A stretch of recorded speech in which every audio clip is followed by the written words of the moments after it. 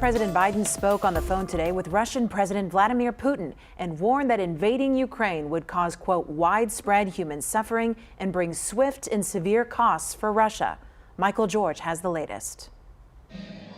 As Ukrainians protest in the streets of Kyiv, the U.S. is removing staff from its embassy there as the threat of a Russian invasion ramps up. During an hour-long call Saturday, President Biden warned Russian President Vladimir Putin that the U.S. would respond decisively, imposing swift and severe costs on Russia if it attacks Ukraine. The White House said in a statement the president was clear that the U.S. and its allies remain prepared to engage in diplomacy, but are equally prepared for other scenarios. National Security Advisor Jake Sullivan says U.S. intelligence shows that an invasion could begin within days and before the Winter Olympics in Beijing end February 20th. If you look at the disposition of forces in both Belarus and in Russia on the other side of the Ukrainian border, from the north, from the east, the Russians are in a position to be able to mount a major military action in Ukraine any day now. American officials estimate about 80% of the forces Russia will need to launch a full-scale invasion are in place,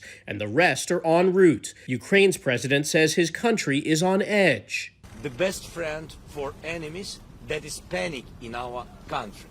And all this information that helps only for panic doesn't help us. Ukraine is holding military drills just miles from its border with Crimea, which Russia took control from Ukraine in 2014. Michael George, CBS News.